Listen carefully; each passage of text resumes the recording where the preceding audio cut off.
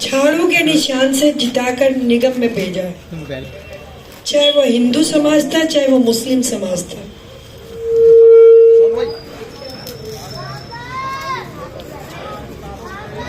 और मैंने पहली बार केजरीवाल पार्टी में मैं गई उस समय, और मैं पिछले 15 साल में उधर लगातार पार्षद रही। जो आप विवेक विहार जाते हो ना, वो अंडरपास मेरा बनाया हुआ है। दिल्ली में एक ही पार्षद है जिसने अंडरपास बनाया, और वो आपकी बहन प्रीति है। 7 मार्केट बनाई थी मैंने, डीडीए की 7 मार्केट। मैं क्यों बता रही हूँ वो भी बता दूंगी अभी आपको। मैंने 5 स्कूल बनवाए थे, बुजुर्गों के लिए सेंटर बनवाया, स्कूल में स्टेडियम बनवाया, और यूरिनल और टॉयलेट जो हमने शौचालय बनाए वो उसकी तो गिनती नहीं कितने बनवाए मैंने। एक एक ब्लॉक की एक एक गली बनवाई मैंने। जाके पूछिए, अभी भी मैं इधर हूं ना, उधर के लोग अभी भी कहते हैं बहन जी वापस आ जाओ, इधर काम नहीं हो रहे। मैं ये बात इसलिए बता, भाई बेटा आप बात नहीं करो प्लीज। मैं ये बात आपको इसलिए बता रही हूँ कि मैं किसी पार्टी में नहीं थी उस समय। उस समय भाजपा थी निगम में, और मैं चूंकि काम करती हूँ, मैं ये नहीं परवाह करती सामने कौन है। मैं जब वोट लेती हूँ ना, तो मैं सोच लेती हूँ जो मुझे वोट देते हैं ना, सिर्फ वोट नहीं देता, अपना विश्वास देता है। सबको नेशनल पार्टियों को नकार के मेरे को विश्वास करता है, तो मेरा फर्ज बनता है कि मैं उनको मां बनकर उनके काम करूं। केजरीवाल पार्टी में जाके मैंने एक अनोखा दृश्य देखा। आप जो कहोगे ना भाइयों, हो सकता है किसी को बुरा भी लगे, लेकिन मैं खुल के बोलती हूँ, मैं डरती नहीं किसी से भी। केजरीवाल जैसे शख्स से तो बिल्कुल भी नहीं डरती। चोर महाचोर नहीं, डाकू है ये। और डाकू कौन होता है पता है? जो सामने से आके लूटता है। इसने सामने से आके लूटा। कैसे? हमारा विश्वास लूटा, हमारे साथ धोखा किया, हमारे मन के विश्वास को लूटा,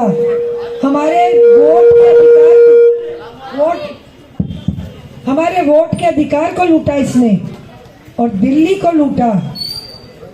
इसके आने के बाद तो मैं शौचालय की सफाई नहीं करवा पा रही, बनाना तो बहुत दूर की बात है, क्योंकि इसने जो बजट था दिल्ली में कोई 1 रुपया नहीं दिया, और ये सारा बजट इसने अपने घर के शीश महल पे लगाया कि नहीं? टीवी देखते हो ना आप। अब मुद्दा ये आता है कि हम लोग बचपन से मुस्लिम समाज के साथ रहे। सीमापुरी तो मेरे पास सब आया, मैं विवेक विहार रही, और खंडों में हमारे साथ मुस्लिम समाज है। बचपन से रहे, वो हमारे घर, हम उनके घर खाते पीते, क्योंकि हम सब हिंदुस्तानी हैं भाई। मैं सिख हूँ, मैं सिख में जन्म लिया, आपने मुस्लिम समाज में लिया, इन्होंने हिंदू में लिया है। तो हम भारतीय, हमारा हक कोई नहीं छीन सकता। जो हमारा हक छीनेगा हम उसे सबक सिखा के रहेंगे, चाहे वो कोई भी हो। अब मुद्दा आता है कि मुस्लिम समाज हमेशा फतवा जारी करता है। मैं पहले ही माफी मांग रही हूँ भाई, लेकिन मुझे मुस्लिम समाज बहुत पसंद है। क्यों? अब मैं हिंदू भाइयों को बोलने जा रही हूँ। मुस्लिम भाई मुझे क्यों पसंद है? वो फतवा जारी करके पता लगता है कि ये भाजपा को वोट नहीं देंगे। हमारे समाज में कोई इधर भाग रहा है, कोई इधर भाग रहा है, इसके साथ भी खड़ा, उसके साथ भी खड़ा है। लानत है हमारे समाज के ऊपर। हमारा समाज अगर बिखरे नहीं ना, तो ये हरकतें ही ना हो, आपको नौबत ही ना हो, मोदी को बोलना ही ना पड़े। अरे भाई, हिंदुस्तान तो हिंदुत्व ही होएगा ना। हिंदुस्तान तो हिंदू ही है। अगर हमने बटना होता तो जब पाकिस्तान बटा था तभी बट जाते हम। अगर मुस्लिम समाज हमारा यहाँ पे है, सिख समाज हमारा यहाँ पर है, और अगर अन्य समाज यहाँ है, तो वो हमारे हिंदुस्तान के एक हिस्सा है। ये बट नहीं सकते।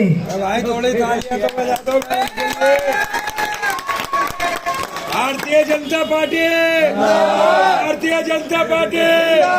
अरे भाई जिंदाबाद क्यों है ये तो सुन लो। सुनाओ सुनाओ सुनाओ। अब आपके साथ की लगती उत्तर प्रदेश में मोदी जी की सरकार जहां जहां पर भी है, भाई तुमने तो बातें शुरू कर दी। अरे बेटा खड़े रहने दो ना, कोई बात नहीं, खड़े रहने दो। इस समय जो है ना वो सीमापुरी को बचाने का है, अपनी दिल्ली को बचाने का है। मोदी जी ने योजना दी उत्तर प्रदेश में घर बनाने की। मैं कई मुस्लिम से मिली वहां पर, जिन्होंने बताया कि हमें भी पैसा दिया गया घर बनाने का। उन्होंने तो नहीं कहा कि मुस्लिम को नहीं देना। क्यों? अगर दिल्ली में राशन मोदी जी का बंट रहा है तो सारे समाज को बंट रहा है। तो भाइयों एक बात सोचो कि जब मैं भाजपा में चली गई तो मेरे से बहुत सारे लोगों ने यहाँ से अपने भाइयों ने नाराजगी जताई।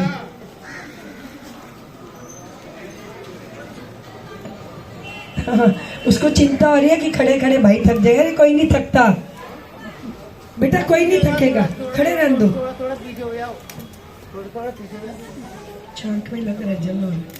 अब आप ये बात सोचिए कि मैं भाजपा में गई तो भी, अगर मैं झाड़ू पे गई तो भी, आई तो मैं निगम में ही हूँ ना, पार्षद तो मैं आपकी हर हालत में हूँ। तो बताओ मैं भाजपा के जाने के बाद भी मैं हर सोमवार आपके बीच में घूमती हूँ कि नहीं घूमती हूँ?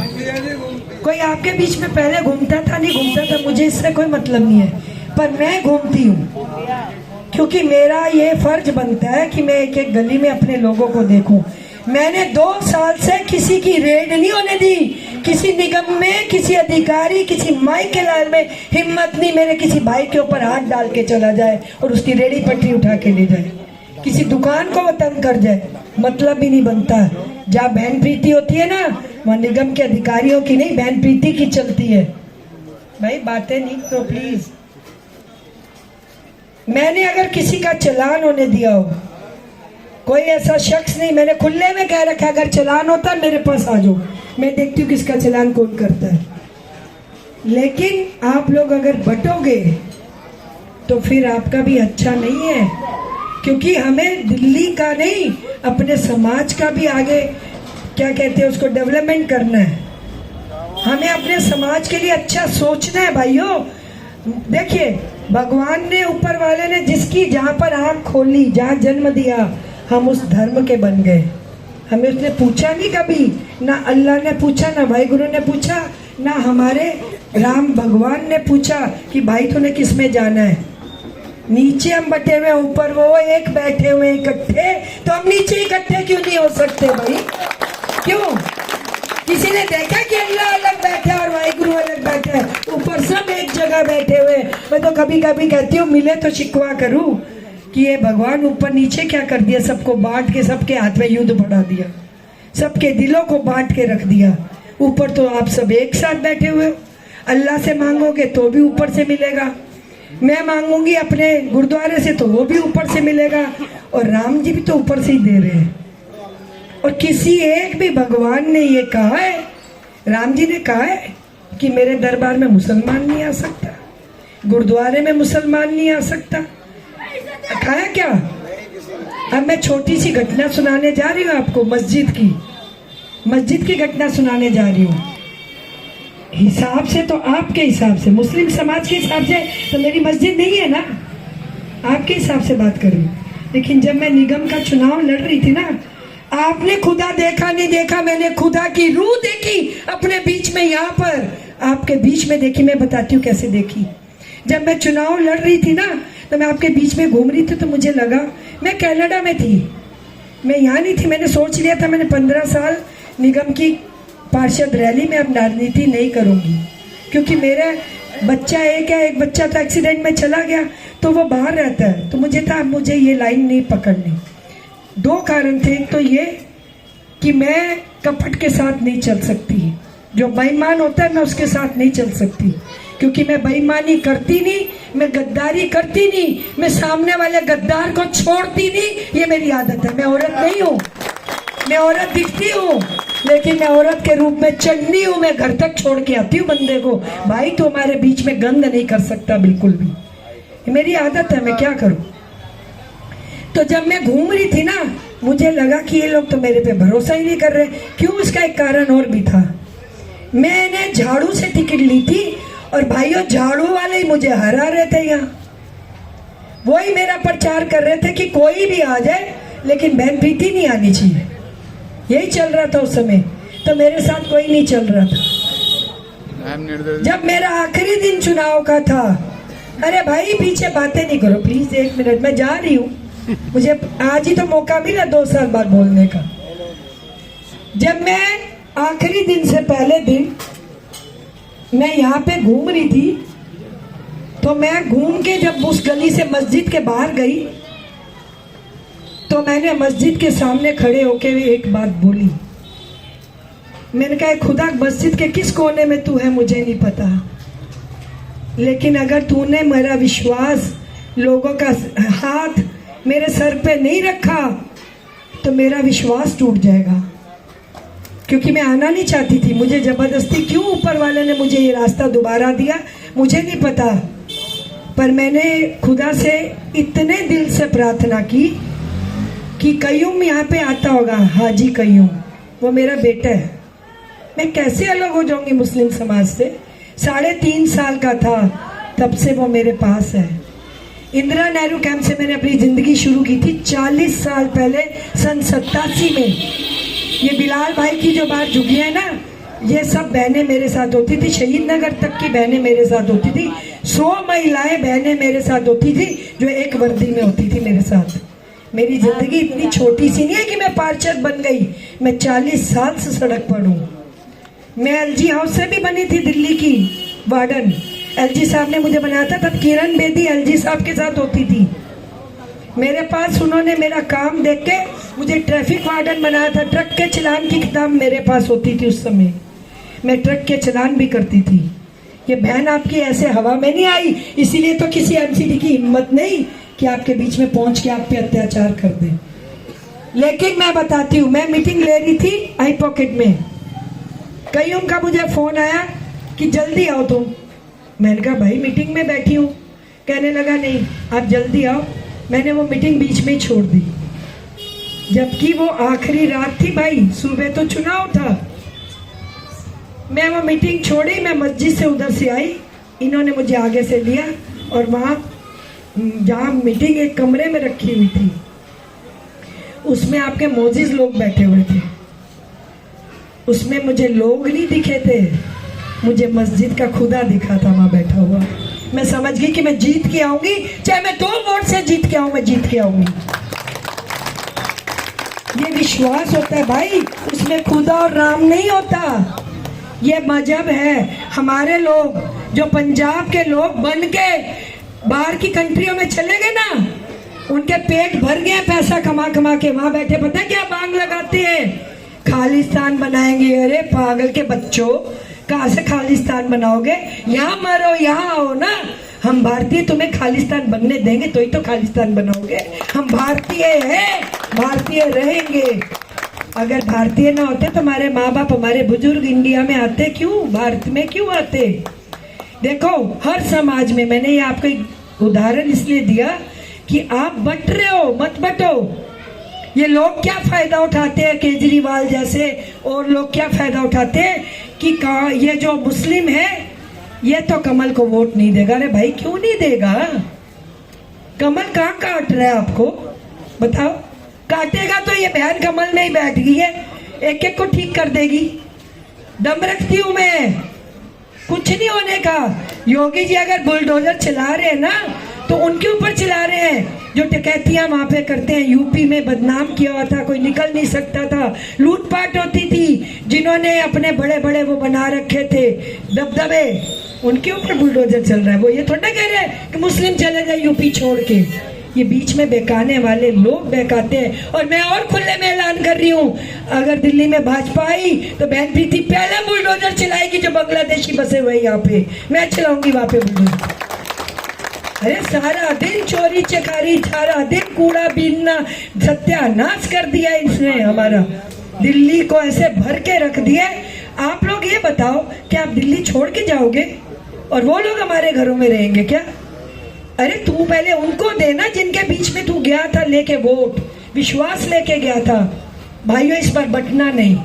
मैं तो जो मन की बात थी आपसे कर दी। अब आपकी मर्जी है कि आप क्या करते हो। मुझे भाजपा में लेके जाने वाला सांसद है हर्ष मल्होत्रा, उसको लेके मैं गई भाजपा में, क्योंकि मुझे काम करना है, मुझे बजट चाहिए। और हर्ष और मैं दोनों एक बार निगम पार्षद इकट्ठे रहे थे, मेरी और उसकी बहुत बनती है। जिस काम की तरह से मेरा नेचर है उसका नेचर भी ऐसा है। वो एक बार का पार्षद है, मैं 4 बार की पार्षद हूँ, लेकिन वो किस्मत का धनी है कि पैराशूट से वो सांसद बन गया। किसकी बदौलत बना? मोदी जी की बदौलत। कुछ पता नहीं भाग्य किसका कहाँ जाता है, लेकिन वो सांसद बन गया और मेरा साथी है। अगर नीचे से ऊपर तक एक ही सरकार हो जाएगी तो हम दिल्ली का वो कायाकल्प करेंगे कि आप सोच भी नहीं सकते। आप देख लो, अगर आपको विश्वास ना हो तो देखो गडकरी कितना काम कर रहा है। टीवी देखते हो भाई, यूट्यूब भी देखते हो, सब अपने मोबाइल पे हो, सबको मेरी बकवास लग रही होगी कि बहन प्रीति कितनी बकवास कर रही है। बकवास नहीं करती, मेरी जिंदगी बहुत आगे तक आ चुकी है। मैं चाहती हूँ जितने दिन मैं हूँ, जितने दिन का मेरा जीवन है, मैं आपके लिए सीमापुरी को ऐसा बना के जाऊँ कि आप याद रखो, अगर कोई बहन प्रीति आएगी, आई थी, लेकिन इतना और दावे से कह रही हूँ आपके इस मंच से, ना बहन प्रीति जैसा कोई है ना कोई आएगा। क्योंकि जनता का काम करना बहुत मुश्किल है, जनता के बीच में घूमना बहुत मुश्किल है, और सबसे बड़ी बात, जनता को अपना परिवार बनाना बहुत मुश्किल है। मैंने आपको जनता समझा ही नहीं, आप मेरा परिवार हो, इसीलिए तो सोमवार के सोमवार मैं घूमती हूँ। एक बंदा मुझे फोन पे काम कहता है, मैं उसी दिन करके देती हूँ। आप मानो ना मानो, ये आपकी इच्छा है, लेकिन मैं कह के जा रही हूँ, इस बार कमल पे आप वोट करो। ये मत सोचो हम किस कौम के हैं, कौम नहीं काम करती भैया, फितरत करती है, जज्बा करता है, इंसान करता है, पार्टी नहीं करती, पार्टी के शख्सियत काम करती है। बहुत बहुत धन्यवाद। आखिर में कहना चाहूंगी, अगर मेरी शब्द किसी को बुरे